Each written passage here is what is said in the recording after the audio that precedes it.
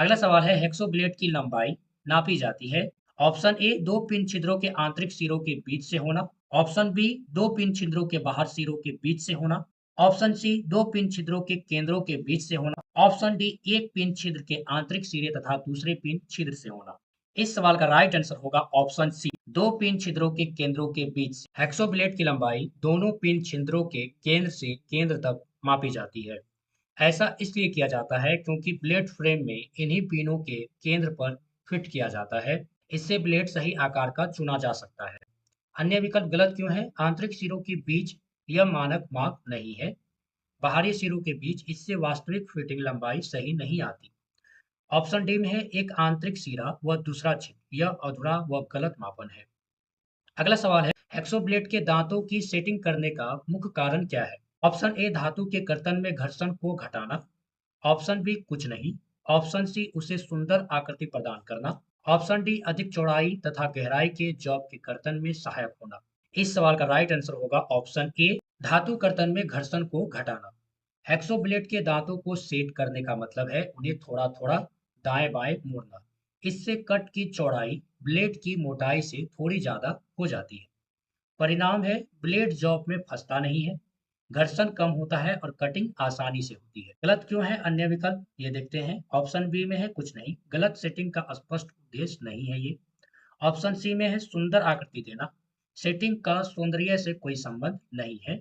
Option D में है चौड़ाई गहराई के जॉब में सहायक, मुख्य कारण नहीं है, असली उद्देश्य घर्षण कम करना है। अगला सवाल है छेनी बनाई जाती है। ऑप्शन ए उच्च कार्बन इस्पात से। ऑप्शन बी उच्च गति इस्पात से। ऑप्शन सी कास्ट स्टील से। ऑप्शन डी टंगस्टन स्टील से। इस सवाल का राइट आंसर होगा ऑप्शन ए उच्च कार्बन इस्पात से। छेनी सामान्यतः उच्च कार्बन इस्पात से बनाई जाती है। कारण यह है कि यह बहुत कठोर बनाया जा सकता है। हीट ट्रीटमेंट के बाद इसकी धार तेज और टिकाऊ रहती है। धातु या लकड़ी काटने के लिए उपयुक्त है।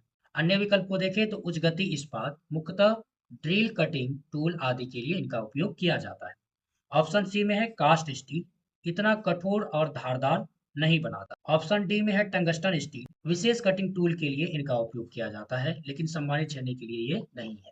अगला सवाल है कि चपटी ठंडी छेनी की कर्तन धार को थोड़ा सा कॉन्वेक्स बनाया जाता है जिससे कि ऑप्शन ए कर्तन में कम शक्ति लगे और इसकी धार जॉब में फंसे नहीं। ऑप्शन बी धातु सुगमता से कट सके। ऑप्शन सी चिपिंग कार्य सीधी रेखा में किया जा सके। ऑप्शन डी इसकी धार चिपिंग कार्य में टूटे नहीं। इस सवाल का राइट आंसर होगा ऑप्शन डी इसकी धार चिपिंग कार्य में टूटे नहीं। चपटी ठंडी छेनी की कर्तन धार को थोड़ा कॉन्वेक्स बनाया जाता है। इससे धार के किनारों पर ज्यादा दबाव नहीं पड़ता। परिणाम है धार मजबूत रहती है। चिपिंग के दौरान धार टूटने या खराब होने की संभावना कम होती है। अन्य विकल्प को देखें तो ऑप्शन ए में है कम शक्ति लगे फंसे नहीं, यह मुख्य कारण नहीं है। ऑप्शन बी में है धातु आसानी से कटे, यह धार की कोण पर निर्भर करता है, कॉन्वेक्स बनाने का मुख्य कारण नहीं है। ऑप्शन सी में है सीधी रेखा में चिपिंग, कॉन्वेक्स धार का इससे सीधा संबंध नहीं है। अगला सवाल है हथौड़े का वर्गीकरण किया जाता है। ऑप्शन ए उनके छिद्र तथा वजन के अनुसार। ऑप्शन बी उनके फ्रेम की आकृति तथा वजन के अनुसार। ऑप्शन सी उनके हील की आकृति तथा वजन के अनुसार। ऑप्शन डी उनके दस्ते की लंबाई के अनुसार। इस सवाल का राइट आंसर होगा ऑप्शन बी उनके फेस या पिन आकृति तथा वजन के अनुसार किया जाता है। हथौड़े का वर्गीकरण मुख्यतः उनके आकार और वजन के आधार पर किया जाता है।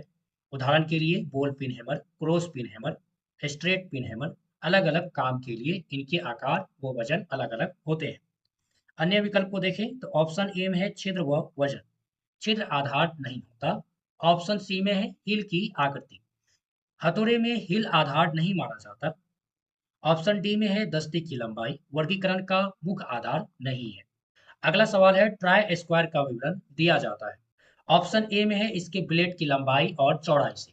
ऑप्शन बी में है इसकी ब्लेड के समापन सिरे से स्टॉक के आंतरिक किनारे तक की लंबाई से। ऑप्शन सी में है इसके ब्लेड के समापन के सिरे से स्टॉक के बाहरी किनारों तक की लंबाई से।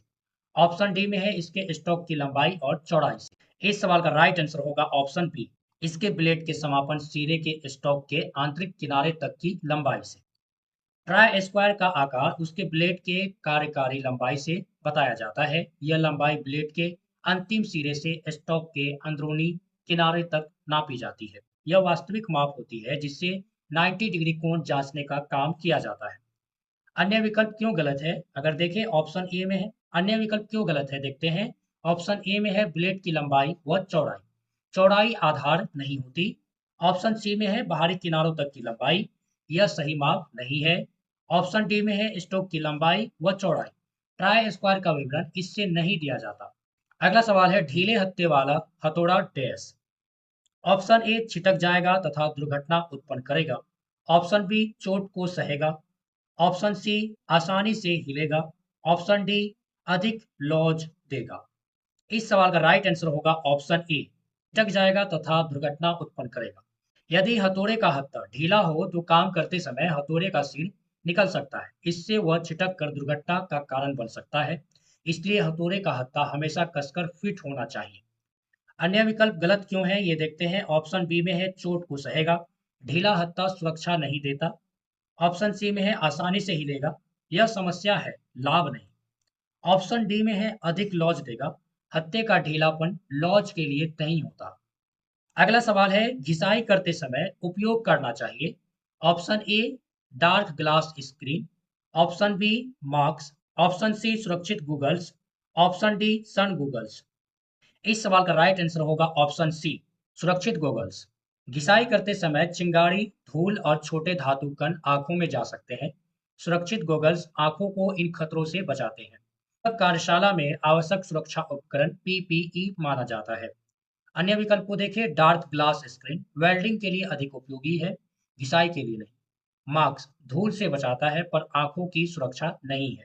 ऑप्शन डी में है सन गॉगल्स, धूप के लिए है लेकिन औद्योगिक सुरक्षा हेतु के लिए ये नहीं है। अगला सवाल है आर्क वेल्डिंग करते समय आंखों की रक्षा करना चाहिए।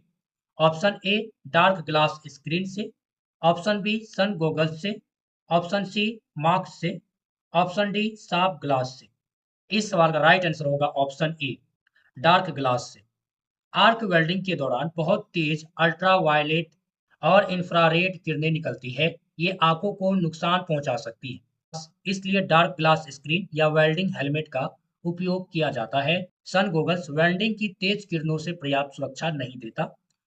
ऑप्शन सी में है मार्क्स, केवल धूल और धुएं से बचाता है, किरणों से नहीं।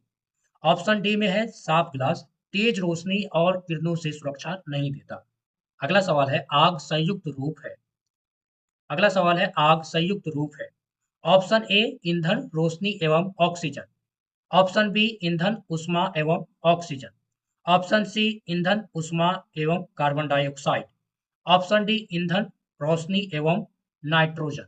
इस सवाल का राइट आंसर होगा ऑप्शन बी ईंधन, उष्मा एवं ऑक्सीजन। आग लगाने के लिए तीनों चीजों का होना जरूरी है। इसे फायर ट्रायंगल कहते हैं। ईंधन, उष्मा, ऑक्सीजन। ईंधन में जलने वाला पदार्थ जैसे लकड़ी, तेल, गैस। उष्मा में आग शुरू करने के लिए आवश्यक ताप। ऑक्सीजन में दहन को जारी रखने के लिए। इन तीनों में से कोई एक हट जाए तो आग बुझ जाती है। ऑप्शन ए में है ईंधन, रोशनी, ऑक्सीजन। रोशनी जरूरी तत्व नहीं है। ऑप्शन सी में है ईंधन, उष्मा, कार्बन डाइऑक्साइड। यहाँ कार्बन डाइऑक्साइड आग बुझाने में मदद करती है। ऑप्शन डी में है ईंधन, रोशनी, नाइट्रोजन। नाइट्रोजन दहन को बढ़ावा नहीं देता। अगला सवाल है तेलीय सतह की सफाई होनी चाहिए। ऑप्शन ए रुई के अवशेष से। ऑप्शन बी पानी डालने से। ऑप्शन सी लकड़ी के मुरादे से। ऑप्शन डी कार्बन डाइऑक्साइड या रेत के छिड़काव से। इस सवाल का राइट आंसर होगा ऑप्शन डी कार्बन डाइऑक्साइड या रेत के छिड़काव से। तेलीय सतह पर पानी डालना खतरनाक हो सकता है क्योंकि तेल पानी पर तैरता है और आग फैल सकती है।